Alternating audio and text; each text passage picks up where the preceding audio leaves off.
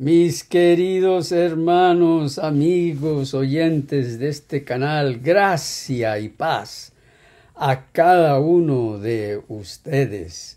Gracias por acompañarme en el estudio de la epístola a los Gálatas. Gracias también por suscribirse. Hemos tenido muchos suscriptores y también gracias por darle el like o el me gusta a estos videos de estas conferencias. Las conferencias en sí son sobre la epístola a los Gálatas y estamos usando a ese teólogo, un teólogo por excelencia, Martín Lutero. Algunos se espantan con tan solo escuchar Martín Lutero. Es como si en aquel entonces, en el mismo tiempo de Lutero, los sacerdotes católicos que no salieron del catolicismo, sino que se quedaron dentro de la iglesia, ellos tenían un gran temor de escuchar el nombre Martín Lutero por miedo a que los fueran a arrestar, los fueran a llevar a la Inquisición, los fueran a quemar en la estaca. Es decir, el Concilio de Trento, que se reunió para afirmar la teología católica romana, le decía a todos sus seguidores: ni mencionen el nombre de Lutero. Lutero es un hereje, Lutero tiene todas estas faltas, Lutero era un hombre lascivioso porque dejó la toga del sacerdocio para irse con una monja y bueno, blasfemaban, calumniaban a Lutero. Querían matar al mensajero para matar el mensaje. Aquí yo no endioso a ningún Lutero. Lutero tenía muchas faltas y él hizo y escribió algunas cosas que ojalá nunca hubiera escrito, pero esa es la realidad. Y de todos modos, yo no voy a matar el precioso mensaje y la luz que Dios le dio sobre la justificación por la fe, sencillamente porque Lutero escribió cosas indignas sobre los judíos. Aún así, en la primera parte de su ministerio, no hubo nadie como Lutero que le tendió la mano a los judíos para ministrarle y predicarles el evangelio. Lutero tuvo varios contactos dentro del judaísmo y con ellos trataba, les enviaba escritos para que ellos pudieran entender también la doctrina del evangelio. Pero esa es otra historia. Yo no estoy aquí para endiosar o decir que Lutero fue tan inspirado como los profetas bíblicos, pero cuando uno compara la verdad de la justificación por la fe que enseña Lutero, la compara con Pablo, con la misma Torá, con el Antiguo Testamento, uno ve que sí hay una preciosa correspondencia. De paso, en los últimos videos, en el video que hicimos sobre el sábado que no guardan los adventistas del séptimo día, y le agradezco a muchas personas, a tantas personas, por ver y escuchar el video sin prejuicios, lo escucharon atentamente, muchas gracias. En ese tema del Yom Kippur, del día de expiación, como era el reposo de los reposos, era el sábado de todos los sábados, y hasta el día de hoy los judíos consideran el día de expiación como más grande y más importante que todos los sábados semanales. Y los adventistas siempre se dirigen o se relacionan a los judíos para tratar de establecer cómo el sábado ha seguido a lo largo del tiempo sin interrupciones, aunque los judíos no reclaman eso.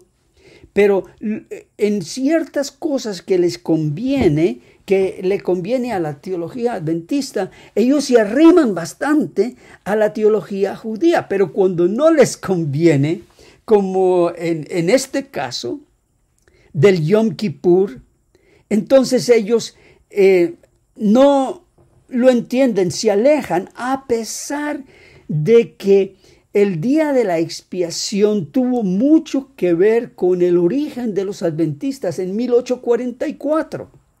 Pero ya me conocen, me estoy apartando del tema. Sencillamente estoy tratando de contextualizar estas conferencias para que los oyentes, ustedes mismos, que con tanta gracia y atención, generosidad, están escuchando, puedan ver que esto no lo estamos haciendo así, tomando como la última palabra sobre estas cosas a Lutero, sino a la misma palabra de Dios. Eso fue con respecto a Levítico 16. Es que allí escuchamos que el centro de la ley es el reposo para recibir el perdón de los pecados, que es lo mismo que Pablo dice en Gálatas. Y el quehacer de la ley, cuando lo vemos desde el punto céntrico de la ley, nos manda a reposar en vez de hacer, porque el día de la expiación, el Yom Kippur, el pueblo no hacía nada, no ofrecía sacrificio, no echaba ceniza, no traía palomas, no salía a buscar maná, no hacía nada. El que hacía todo era el sumo sacerdote. Él era el que, prefigurando a Cristo con vestiduras blancas de lino fino y representando a Cristo, él ofrecía y asperjaba la sangre del carnero sobre el propiciatorio donde estaba la presencia de Dios. Y el pueblo quedaba justificado. Ahora, muchos de los que han dado respuesta a este mensaje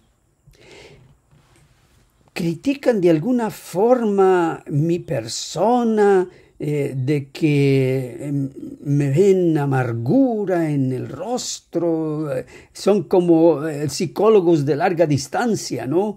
Y otras cosas que estoy, que no leo las escrituras, que debiera yo volver y tantas cosas que me dice, pero de ninguna manera, en ninguno de los comentarios, ha habido una sola persona que refute el argumento bíblico que doy allí con respecto a la justificación por la fe.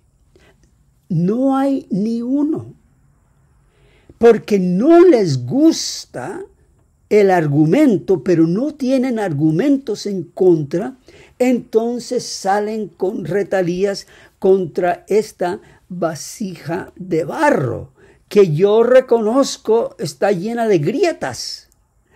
Pero por su maravillosa gracia, Dios ha puesto el oro de su gracia, el oro de Cristo en esta vasija para gloriarse en la debilidad. ¿Qué es lo que Dios hace? Bueno, suficiente de mí y de estas cosas. Volvamos a Gálatas. No, antes de volver a Gálatas. Habacuc, esa opereta con al menos 3 voces o tal vez un coro. Habacuc, ustedes se dieron cuenta que sin una mención de Lutero hicimos exégesis, hicimos interpretación hermenéutica de Habacuc y vimos tan claramente por qué Pablo, cuando está escribiendo tanto en Gálatas como en Romanos y dice el justo por la fe vivirá, él está citando no solamente una frasecita de Habacuc que le gustó, sino está citando toda la experiencia de Habacuc. Habacuc que se consideraba justo. Habacuc que estaba indignado porque Dios no hacía más para castigar al pueblo de Israel. Mira cómo están quebrantando la ley. Mira todas las cosas malas y perversas que él está haciendo. Así que Dios, trae tu condenación sobre los que están quebrantando tu ley. Y Dios le dice, bueno, está bien, voy a mandar a los caldeos. Y Habacuc dice, no, por favor, los caldeos no, ellos son muy crueles. Pero yo te puse el problema, dice Habacuc, el problema es que la gente está quebrantando tu ley. Y me voy a quedar aquí en este lugar a ver qué es lo que vas a hacer. Porque ellos merecen es condenación. Y tú me estás diciendo que vas a mandar un corredor, que hay una visión para el tiempo del fin. Yo no sé de qué se trata eso, pero lo que yo quiero aquí, Señor, es que te pongas en acción, por favor, porque yo soy el que te estoy reclamando. Y hay soberbia en el corazón de Habacuc. Y Dios le llama la atención, le dice, tu corazón no es recto. Tu corazón es perverso porque hay soberbia. Te estás poniendo en el lugar de Dios, Habacuc.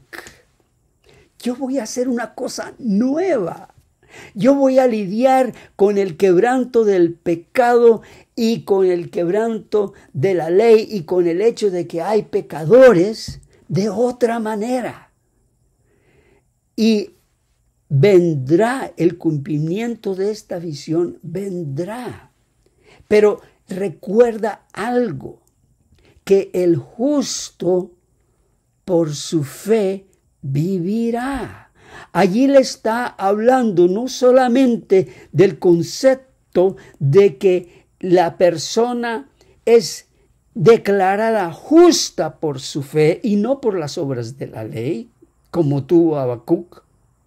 Habacuc, yo no veo que a pesar de todo tu esmero y tu afán y tu defensa de la ley, yo no veo que tu alma es recta porque estás lleno de orgullo y quieres tú ponerte en mi lugar de Dios para castigar al pueblo de Israel. ¿Cómo puede ser, Habacuc? Porque el justo por la fe vivirá. Y Habacuc no está escuchando. A Habacuc le pasa por encima las palabras de Dios y él no escucha. Inmediatamente allí en Habacuc 2:5, Habacuc le dice, es que no te has dado cuenta que hay alcohólicos y hay borracheras en este mundo. Habacuc se piensa tan justo que necesita llamarle a Dios la atención porque hay borrachos en este mundo. Y los manda a la condenación. Y bueno, Dios le manda una pequeña visión del justo Habacuc. Habacuc, cuyo nombre significa el que abraza. Primeramente Habacuc abraza la ley, pero luego Dios le manda la visión del justo. Y el justo dice, aunque no haya frutos en las vides, aunque no haya fruto en los olivos, aunque falten todos los corderos, aunque falten todas las vacas, aunque haya sequedad total, aunque yo no tenga ni la más mínima evidencia fuera de mí o dentro de mí de que soy justo, aún así me gozaré en el Señor. Y esta es una voz preciosa, ahora tal vez de un tenor lírico que canta este precioso canto. Y Habacuc, creo yo, abrazó el evangelio. De tal modo que Habacuc fue de abrazar la ley a ahora abrazar la gracia de Dios y también fue justificado por la fe. Y ustedes se dan cuenta que eso es teología bíblica, eso es hacer teología bíblica usando el principio de solo Cristo y sola Escritura. Que con el principio de la gracia, de la fe, de la Escritura, de Cristo solo, usando ese principio, uno puede ir por toda la Escritura interpretando el Evangelio. Porque solo con el Evangelio se puede ver y se puede interpretar la Escritura correctamente. Discúlpenme que yo estaba buscando algo aquí en la gaveta para mostrarles. Ya lo encontré en la gaveta. El principio de la sola Escritura y de solo la gracia de Dios y el solo Cristo y la sola fe es como una lupa que uno usa para estudiar las Escrituras. Y es con esa lupa que uno encuentra estas cosas. Es decir, uno no las encuentra. Cuando uno trae la lupa de Cristo a la Escritura, el Espíritu Santo le dice a uno, ahí está, míralo. Y uno mira con la lupa y ve allí a Cristo. Ve allí todas estas cosas. Por eso uno puede hacer estas nuevas hermenéuticas en el Antiguo Testamento. Porque entonces a la luz del Evangelio, a la luz del sacrificio de Cristo, se arroja luz sobre el Antiguo Testamento. El Antiguo Testamento se interpreta a la luz del Calvario, a la luz de la obra de Cristo. Entonces todo lo que es Antiguo Testamento, ley, todo entonces se ilumina con la luz del Calvario, la luz de la obra de Cristo. Y uno dice, ¿y por qué yo no vi estas cosas antes? Bueno, es lo que hicimos con Habacuc y por eso entendimos mejor, pero ya el apóstol Pablo nos tenía ganado. Nos había ganado, pues él dice, citando a Habacuc, porque el justo por la fe vivirá. Pero él sí comprendía, siendo buen rabino y estudioso del Antiguo Testamento, él sí comprendía la experiencia de Habacuc. Que Habacuc al principio había estado abrazado, aferrado a la ley. Hasta que Dios le dijo que el justo por la fe vivirá. Y entonces Dios le dio el cántico del justo. Esa tercera voz en esta opereta. Y en esa tercera voz, Habacuc se humilla y abraza al Evangelio.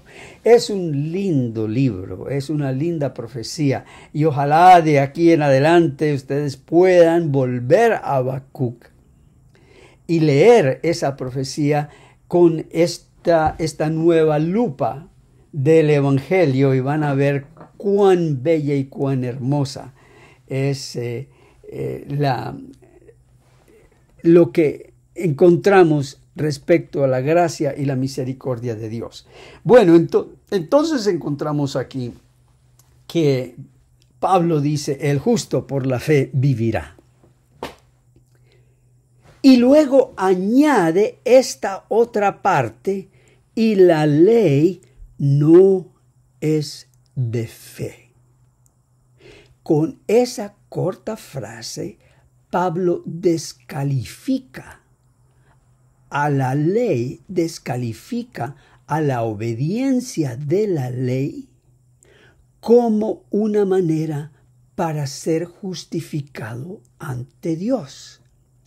Porque la justicia es por medio de la fe.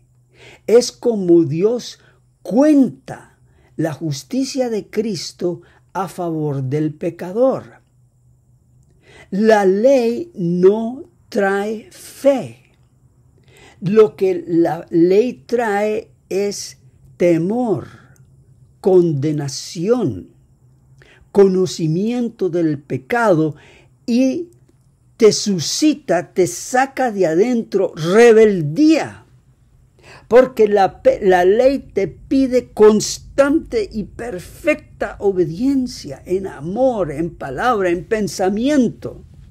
Es lo que muchos que ponen sus comentarios acá, que ellos sí guardan la ley y que la ira de Dios está sobre mí porque yo estoy enseñando cosas diferentes a la obediencia a la ley. Entonces, en cierta manera,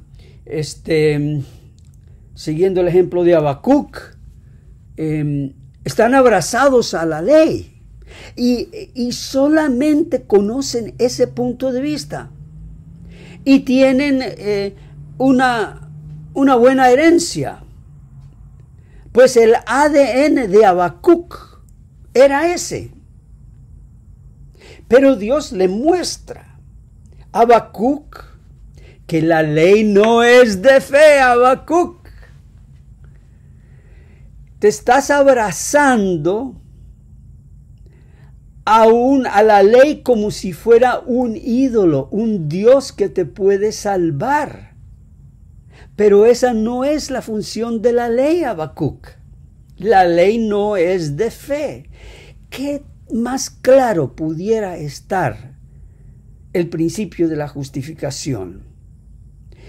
Cuando aquí se enseña que la justicia de Dios, lo que Dios requiere de nosotros, se nos imputa, se nos cuenta como nuestro, totalmente y únicamente por la pura fe, la sola fe. Y si nosotros, como Habacuc, nos aferramos a la ley, no vamos a encontrar justicia, así como Habacuc no encontró justicia. Dios tuvo que mostrarle a Habacuc la justicia del justo, la fe del justo, que es Cristo Jesús. Y esa es la fe que se nos da para creer en el Evangelio. Y el Evangelio es ese. Así como el justo declara que aunque no hay ninguna evidencia de que Dios está a su favor, Cristo, el justo, va a alabar y glorificar al Señor su Dios, aunque sus pies estén clavados a la cruz. Él en su alma está saltando por los collados como venados. Y ese es el Evangelio para nosotros. Que aunque entre nosotros, dentro de nosotros y fuera de nosotros no tengamos la más mínima evidencia del favor de Dios, aunque el pasado nos condene, el presente nos cause dudas y en el futuro vemos sombras y lluvias y terrores y huracanes,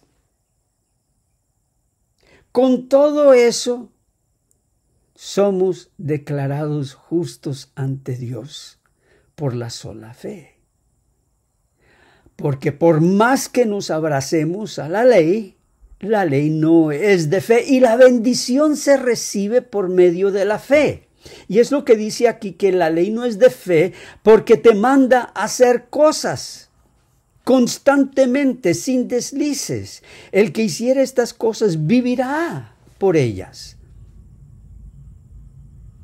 Pero ya que nadie puede encontrar fe en la ley, nadie puede cumplir la ley, porque la ley está vacía de fe, nadie puede vivir por la ley. Por más que te abraces a la ley, solamente hay vida en la sangre de Cristo. La vida está en la sangre, dice la Escritura. Y por eso en el versículo 13 dice, Cristo nos redimió de la maldición de la ley. Todo lo que nosotros encontramos en la ley es maldición, por más que nos abracemos a la ley, por más que defendamos la ley, por más que defendamos el cuarto mandamiento, por más que defendamos los diezmos, por más que defendamos que la profecía, que la iglesia remanente, por más que nos aferremos a todo eso,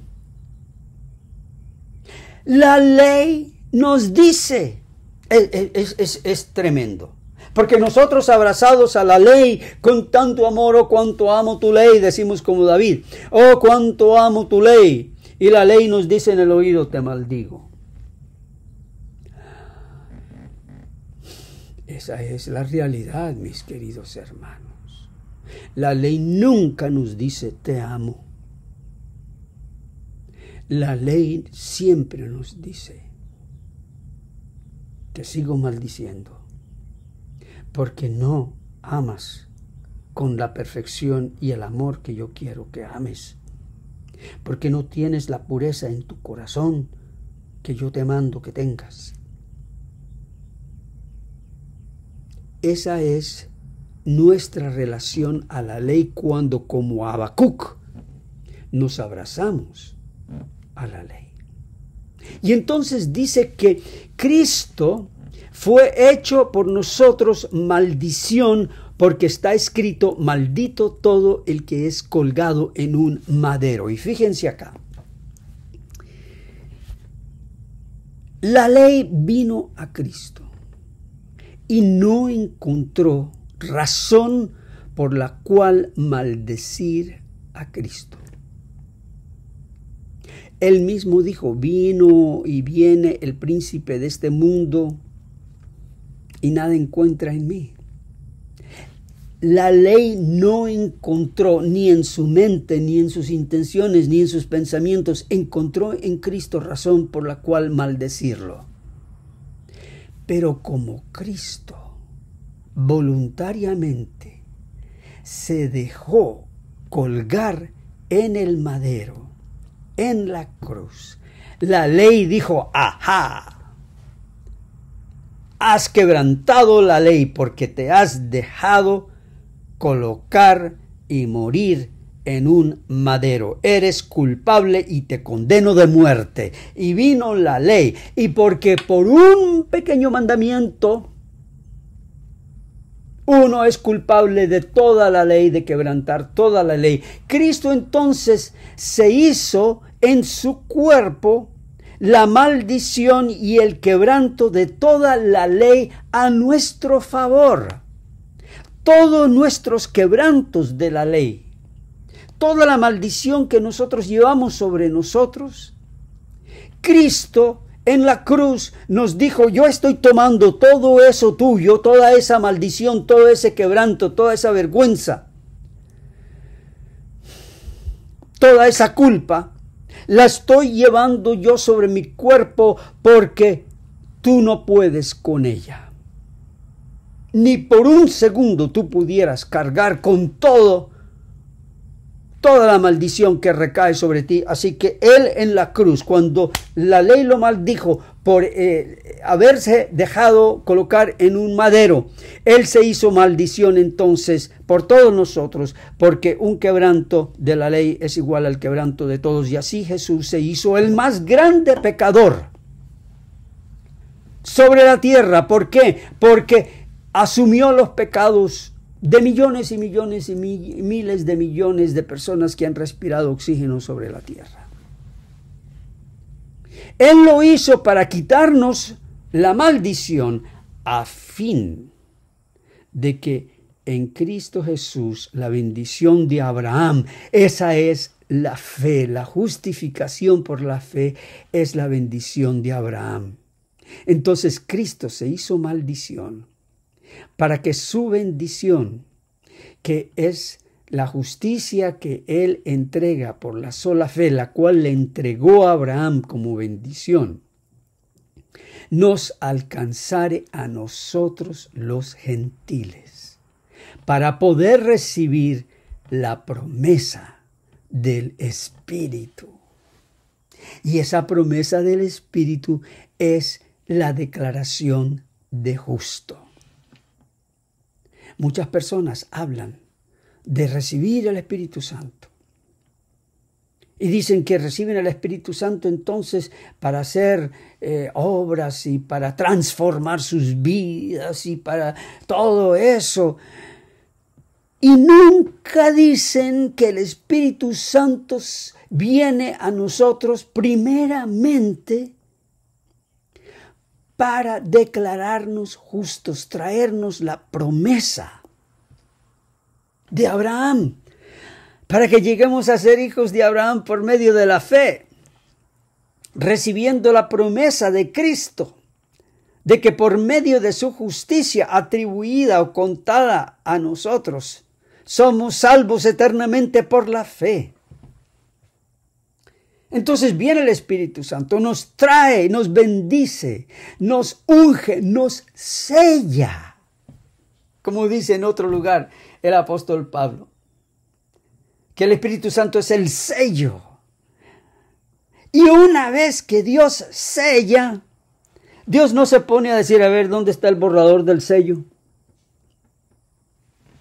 El sello de Dios es para siempre. El sello de Dios no lo quita. Una vez que Dios te justifica, su palabra salió de su boca